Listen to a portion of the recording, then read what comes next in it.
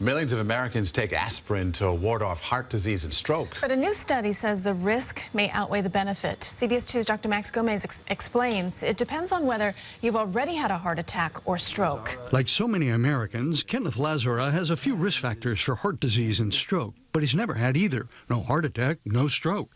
Yet, like millions of others in his situation, I take a chewable aspirin once a day. That puts Lazara in what doctors call a primary prevention group, meaning the aspirin he's taking is meant to prevent the first so-called heart or brain event. It's this group that a new study in the Journal of the American Medical Association says might want to reconsider their daily aspirin, but not because the aspirin didn't work for primary prevention. Although there was a benefit in terms of decreasing heart attacks and strokes in this primary prevention group, there was also an increased risk of bleeding, and that increased risk of bleeding offset the benefit for the aspirin. The increased risk of bleeding was found in bruising and, more importantly, bleeding that required transfusions and hospitalization.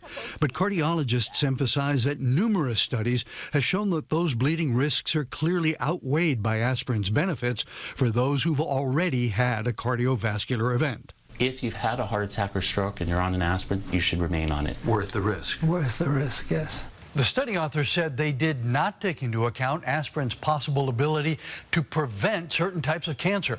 If that effect is confirmed in large ongoing studies, then doctors say the benefits of aspirin would clearly be worth the risk, even for those patients who haven't had a heart attack or stroke. Dr. Max Gomez, CBS 2 News.